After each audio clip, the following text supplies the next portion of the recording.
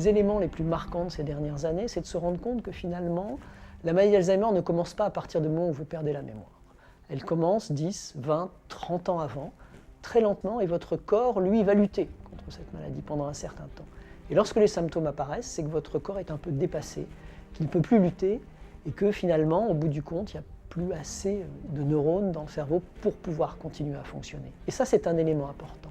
Parce qu'on pense aujourd'hui que identifier les gens qui peuvent développer cette maladie très tôt et leur proposer un traitement qui pourra être efficace puisqu'il stoppera la maladie à un moment où vos fonctions cognitives sont encore préservées. Vous avez lutté, votre corps est capable de lutter, est un élément important de la réflexion qu'on a actuellement sur le traitement de cette maladie pour laquelle, malheureusement, nous n'avons toujours pas de traitement.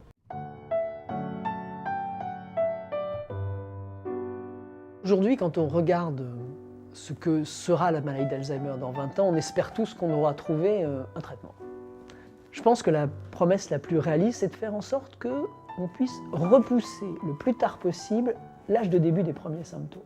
En effet, si vous développez votre maladie à 85 ans ou à 90 ans au lieu de 75 ans, c'est 10 années de vie gagnées avec ce que vous aimez et à continuer à profiter au quotidien de votre existence. Plus je la repousse tard, et ça c'est possible, on sait aujourd'hui qu'on arrive à pouvoir repousser de 2, 3, 4, 5 ans, suivant la qualité de vie que l'on se donne, puisque réellement c'est une action qui est très positive. Vous pouvez modifier vos habitudes de vie de manière justement à essayer de sauvegarder quelques années supplémentaires en créant quelque chose qui est relativement simple, c'est un capital cerveau. Vous êtes capable de vous créer un capital retraite, et bien c'est exactement la même chose, ça commence très tôt, à 45 ans. Vous créez votre capital cerveau en le stimulant, en lui faisant faire du sport, en le nourrissant bien, et vous verrez comme ça, vous pourrez repousser le plus tard possible le début de cette maladie.